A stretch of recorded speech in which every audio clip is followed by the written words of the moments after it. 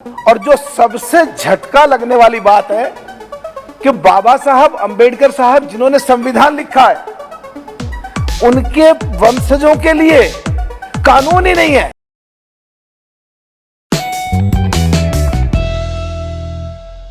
श्री मलुक नागर जी। धन्यवाद साहब, बहुत बहुत। मैं आज के इस गिरिराज जी आपके पास में शील्ड होनी चाहिए सबको डिस्टर्ब करने की। सब बहुत महत्वपूर्ण बिल है ये, और असलियत में देश का भविष्य को कैसे सुधारा जाए इसकी शुरुआत है इससे। मेरे लिए दोनों आप तय कर लो। पहले you address to chair, kindly address to chair. लेकिन अब मंत्री लोग डिस्टर्ब कर रहे हैं। Kindly address to chair. जी जी जी, उनको हक है और अधिकार है। तो सब एक्चुअल में अभी मेरा बोलने का नंबर पहले था सुप्रिया जी से। सुप्रिया जी, उनका कोई अपॉइंटमेंट था, मेरा नंबर कट गया और मुझे जो इंतजार करना पड़ा, मैं बहुत बुरी तरीके से तड़प रहा था। सब बोले बड़े अच्छे काम की बात कह रहा हूं, ये मतलब की बात है। तो अगर जो सुप्रिया मेरी बहन ने जो भी बताया है कि जब अडॉप्ट करने के लिए बच्चे को जाते हैं और देख लेते हैं ये अडॉप्ट करना है, ये मेरे माँ बाप बनेंगे, बच्चे को देख लेते हैं ये हमारा बच्चा बनेगा, और 6 महीने तक जो प्रोसेस या प्रोसीजर जो चलता है, उसके बाद क्या हालत होती है पता लगी 6 महीने के बाद वो रिजेक्ट हो गए और वो छोड़ना पड़ा बच्चा। हम पे 10 मिनट नहीं झिली यहाँ पे इंतजार करने में, और 6 महीने वो माँ बाप के लिए इंतजार कर रहा, मुझे ये माँ बाप मिलेंगे, जरा सोच के देखो क्या हालत होती होगी। इसलिए मैं माननीय मंत्री जी से कहना चाहता हूं कि इसमें ऐसा तरीका लगाया जाए।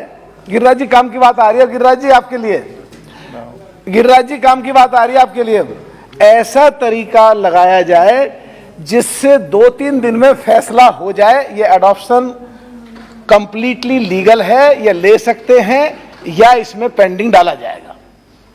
दूसरा साहब, मैं भूपेंद्र यादव जी के नेतृत्व में law and justice committee, personnel public grievances, काफी शक्तिशाली कमेटी उसमें हूं, और बड़ा रिसर्च करी है इस सब्जेक्ट पे हमने, इस सब्जेक्ट पे। तो वहां मुझे झटका लगा मंत्री जी, गिरिराज जी अब काम की बात आ गई आपके लिए, झटका लगा सच में इस देश में 1 nation 1 tax GST, 1 nation 1 time voting system, और अडॉप्शन के लिए 3 कानून।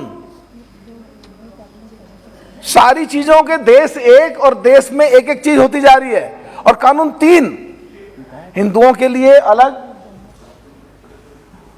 और मुस्लिम लोगों के लिए अलग। और जो सबसे झटका लगने वाली बात है कि बाबा साहब अंबेडकर साहब जिन्होंने संविधान लिखा है, उनके वंशजों के लिए कानून ही नहीं है। पहले अप्लाई करना पड़ेगा, फिर परमिशन आएगी, जब शुरुआत होगी एडॉप्शन के प्रोसीजर की। कोई सेट आज कानून अभी तक नहीं है, बड़ा झटका लगा था। तो इस पे सरकार जरूर गंभीरता से ले और इसको सरल प्रक्रिया कराए। दूसरा साहब, अभी हमारे साथी बोल रहे थे शिवसेना वाले, आप उम्र को घटाओ, बहुत अच्छी बात है, और संशोधन जो कर रहे हैं सरकार ये मानती है कि इसकी जरूरत है, और हम सब लोगों को उसका आगे बढ़ के पॉजिटिव एटीट्यूड के साथ उसका समर्थन करना चाहिए। लेकिन साहब इसमें सोचने वाली बात एक है कि जो लोग बाल गृह में रहते हैं, जो प्यार देने की बात कर रहे थे, जो उनकी मां देने की बात कर रहे थे, अगर बचपन में किसी को ट्रॉमेटिकल प्रॉब्लम हुई है और ट्रॉमेटिकल प्रॉब्लम की वजह से कोई डिसऑर्डर के शिकार हुए हैं, तो उस समय उसको प्यार के अलावा साइकियाट्रिस्ट, डॉक्टर और साइकोलॉजिस्ट की भी जरूरत है, जिससे उनका प्रॉपर इलाज करा जा सके और जिससे उनकी जमानत के बाद वो कोई दूसरा अपराध या कोई गलत काम ना कर पाए जो उनके लिए नुकसानदायक हो, प्रदेश के लिए नुकसानदायक हो, या देश के लिए नुकसानदायक हो, या आने वाले समय में सबके लिए नुकसानदायक हो। इस पे बहुत गंभीरता से सोचने की जरूरत है साहब। और साहब, जो प्यार कैसे दें, उसकी बहुत लंबी डिटेल में परिभाषा है, वो बहुत अच्छी बात थी। और आजकल खास करके इस कोरोना रूपी बीमारी के बाद जो हम लोगों को 90% लोगों को यह नहीं पता लगा कि हमें कोरोना हुआ या नहीं हुआ।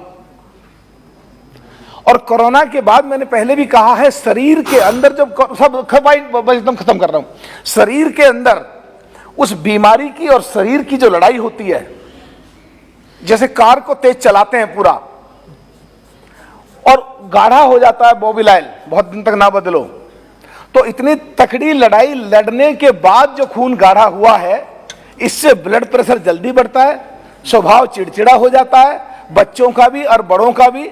और घरों में जहां प्यार मिलना चाहिए वहां प्यार के बजाय कई बार डांट मिलती है, कई बार छोटा मोटा टचिंग भी हो जाती है। तो उसमें भी हमको जरूरत है और सरकार की तरफ से ऐसा कोई तरीका इसमें निकले, खास करके कि जो कानून में आज जो अमेंडमेंट हुआ है, ये बहुत दिन से रिसर्च होने के बाद पार्लियामेंट्री कमेटी, स्टैंडिंग कमेटी और जो सरकार ने महसूस किया अपने साथियों के या खुद जो व्यवहारिकता में दिक्कतें थी उनको देख करके कर रहे हैं। कोरोना भी चल रहा है, तो इसको ध्यान में रख के जो देश की जनता के 90% लोगों के जो स्वभाव चिड़चिड़े हो गए हैं, बच्चे बगैर मतलब के नाराज हो रहे हैं, बड़े बगैर मतलब के लड़ रहे हैं, आपस में लड़ाइयां हो रही हैं, इसको कैसे कंट्रोल करें, इस पे भी बहुत गंभीरता सोचने की जरूरत है, जिससे वो भी खुश रहे, बच्चे भी खुश रहे, ट्रॉमेटिकल प्रॉब्लम से बचें, डिसऑर्डर से बचें, आपका बहुत बहुत धन्यवाद और कोई अपराध करने से भी बचें। बहुत बहुत धन्यवाद।